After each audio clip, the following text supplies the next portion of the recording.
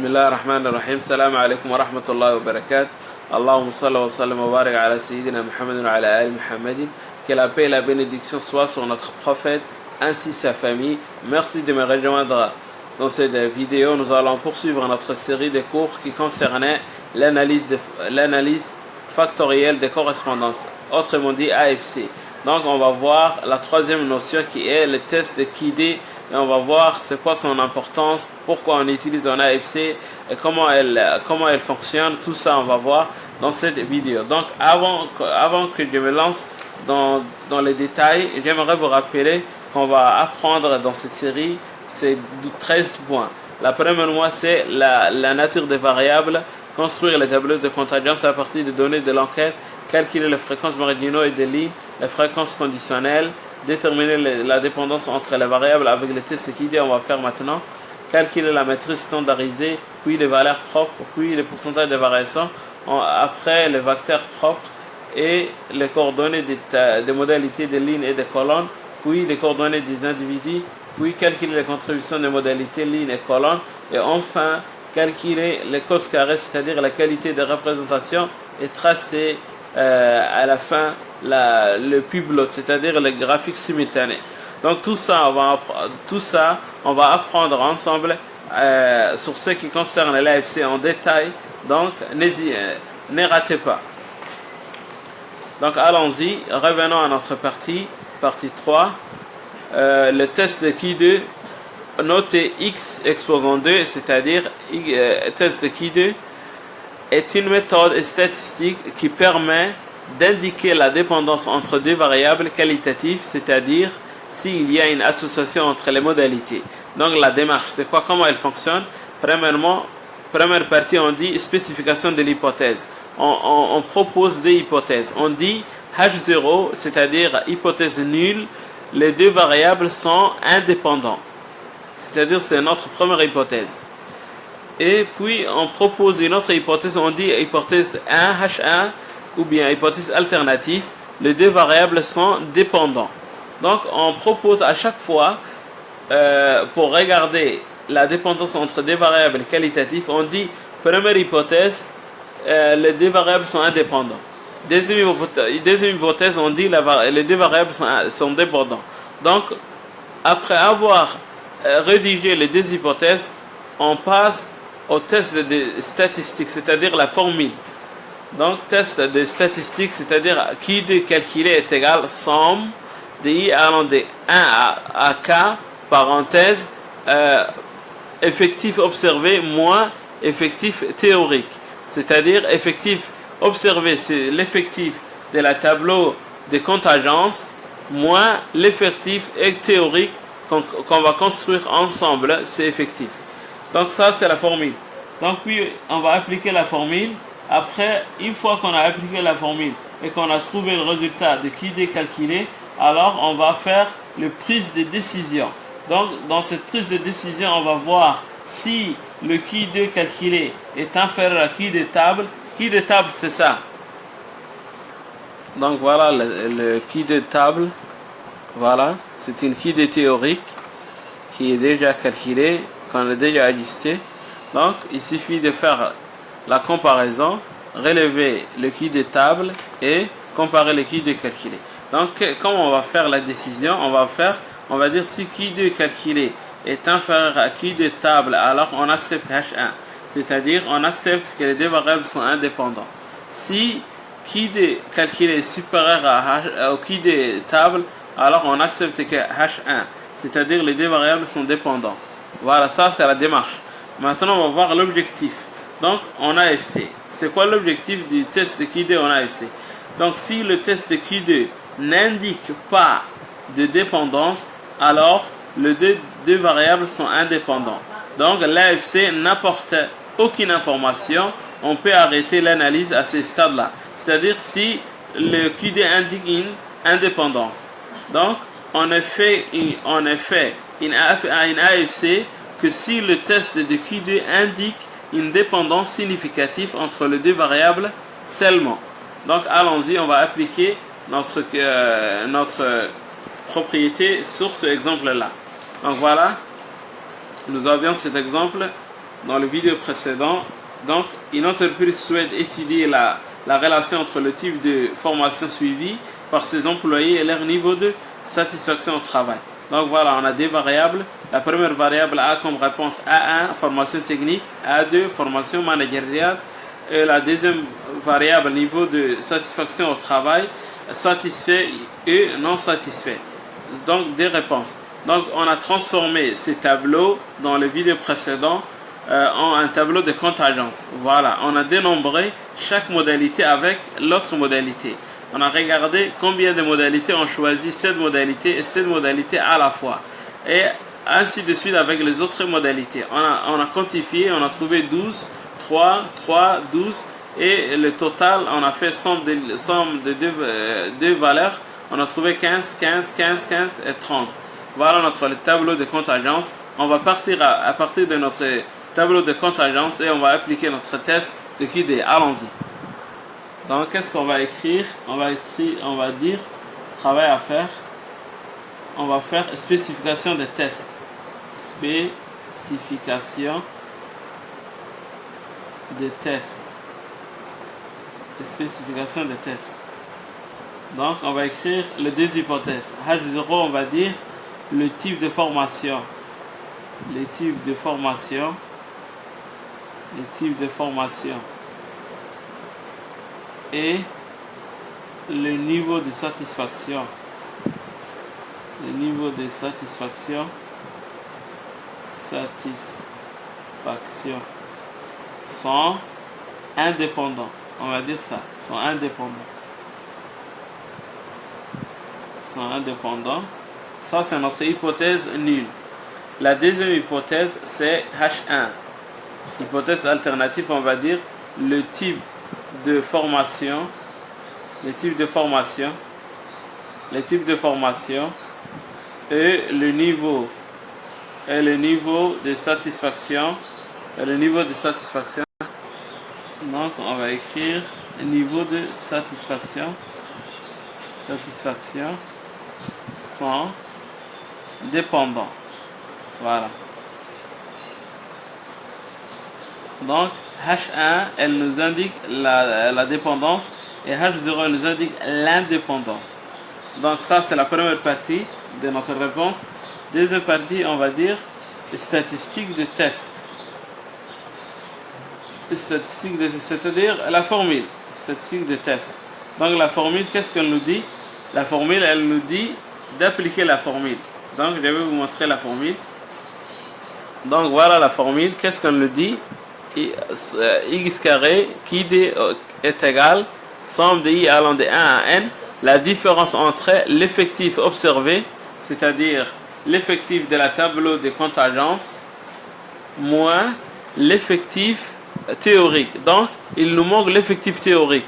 On a l'effectif observé, mais il nous manque l'effectif théorique. Donc, on va construire l'effectif théorique ensemble, puis on va appliquer la formule. Allons-y. Allons-y. Qu'est-ce qu'on va faire? On va construire l'effectif théorique. L'effectif théorique. L'effectif théorique. Comment on l'a construit? L'effectif théorique, c'est simple. C'est un tableau croisé, mais qui ressemble à ces tableaux de contingence, mais il se différencie par les valeurs. Donc, je vais refaire les tableaux de contingence. Donc, on va dire ça, ça, ça, ça. Donc, ici, on va écrire type de formation. Type de formation.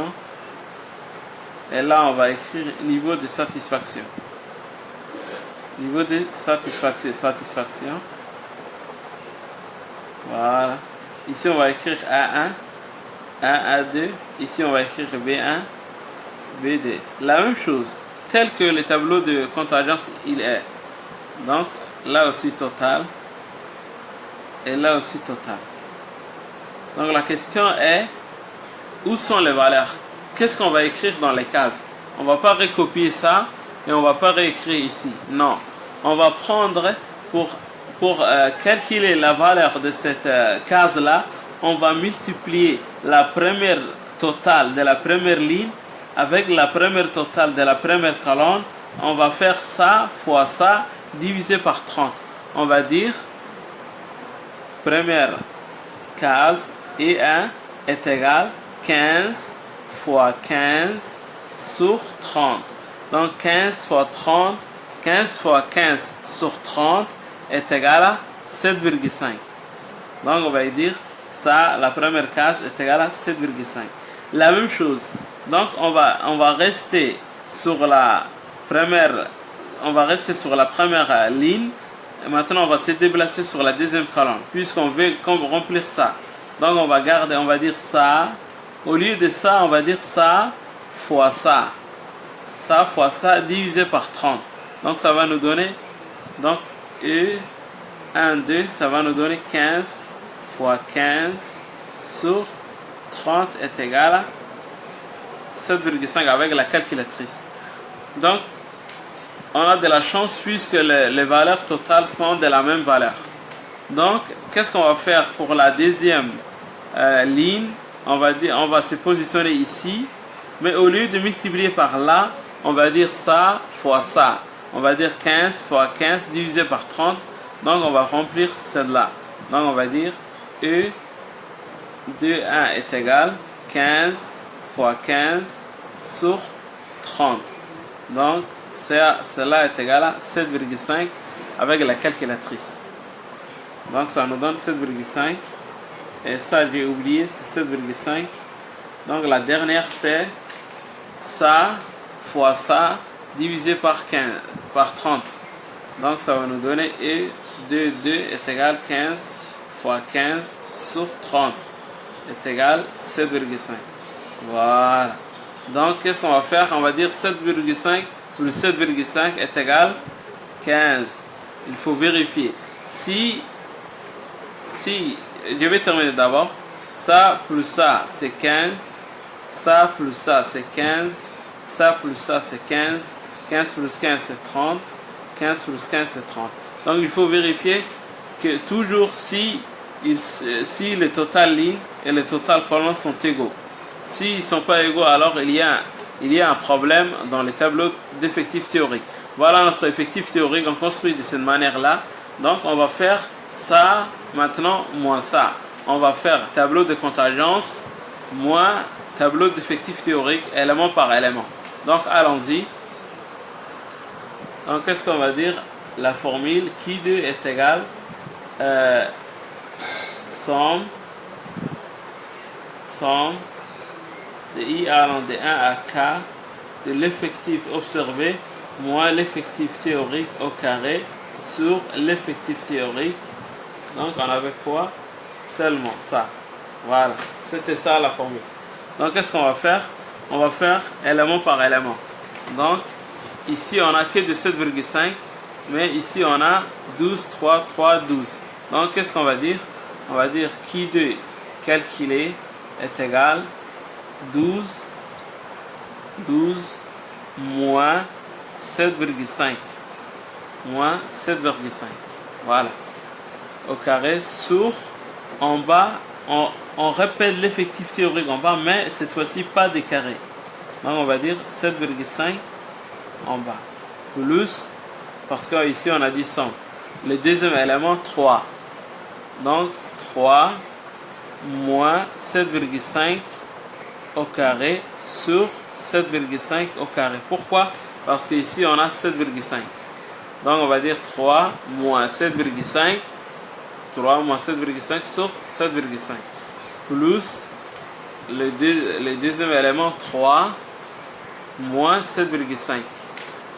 Donc on va dire 3 moins 7,5 au carré sur 7,5. Plus, parenthèse, on va dire 12 moins 7,5. 12 moins 7,5 au carré sur 7,5. Voilà. Donc maintenant on va passer à la calcul numérique. Allons-y. Donc le calcul numérique, qu'est-ce que nous donne? X carré est égal ça moins ça. Avec la calculatrice, c'est 4,5. 4,5 au carré sur 7,5.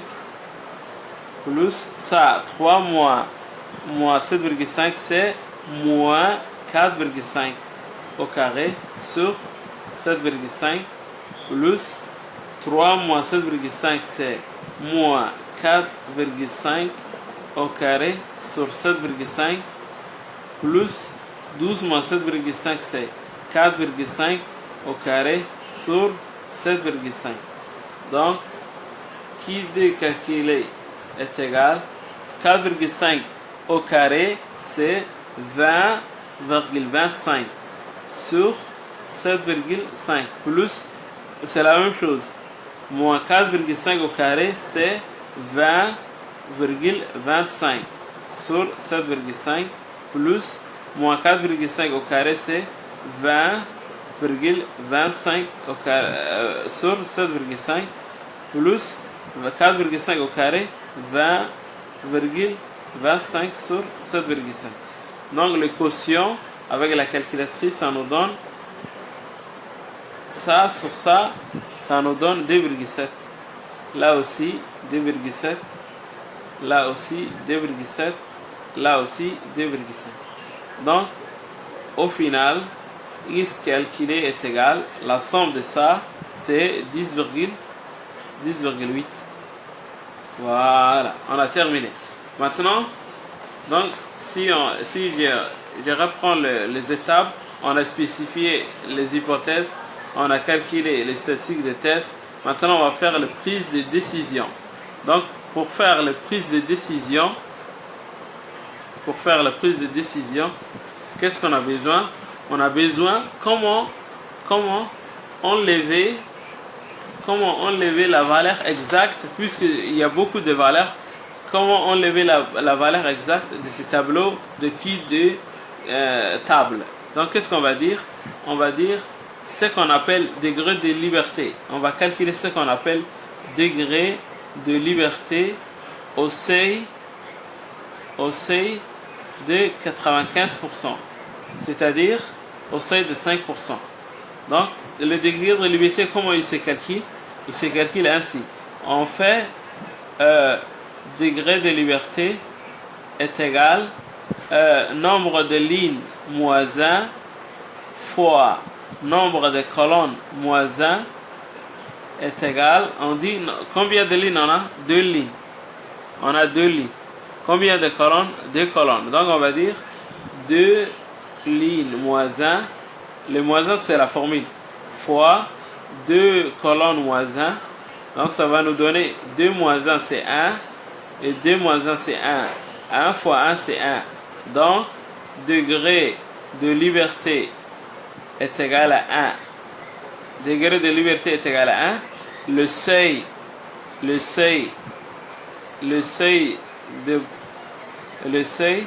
est égal à 5%. Voilà.